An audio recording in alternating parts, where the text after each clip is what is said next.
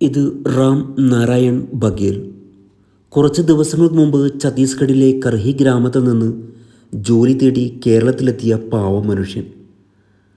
കുറച്ച് ദിവസം ജോലി തേടി അലഞ്ഞ് ജോലി ശരിയാവാതെ വന്നപ്പോൾ വീട്ടിലേക്ക് വിളിച്ചു പറഞ്ഞു, ജോലിയൊന്നും ആയില്ല, ഞാൻ നാട്ടിലേക്ക് മടങ്ങി വരുവാണെന്ന്.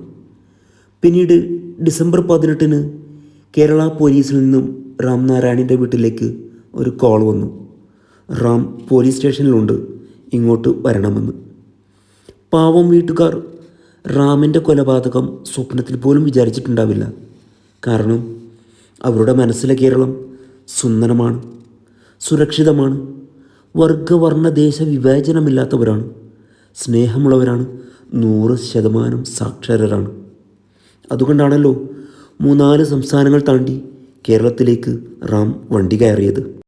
കേരളത്തിൽ നിന്നും ഗൾഫ് രാജ്യങ്ങളിലേക്കും യൂറോപ്പിലേക്കും പറക്കുന്ന പ്രവാസികളെപ്പോലെ ഛത്തീസ്ഗഡിൽ നിന്നും കേരളത്തിലേക്ക് വണ്ടി കയറിയ റാമിനും ഒരുപാട് പ്രതീക്ഷകളുണ്ടായിരുന്നു. റാമിനെ ജീവന് തുല്യം സ്നേഹിക്കുന്ന ഒരു കുടുംബമുണ്ട്, സ്നേഹത്തിൽ കഴിയുന്ന ഭാര്യയുണ്ട്, 8-10 വയസ്സുള്ള സ്കൂളിൽ പഠിക്കുന്ന 2 പൈതങ്ങളുണ്ട്. നമ്മളെപ്പോലെ മജ്ജയും മാംസവുമുണ്ട്. കേരളത്തിലെ ചില ഭ്രാന്തന്മാരെക്കാൾ അന്തസ്സും അഭിമാനവുമുണ്ട്.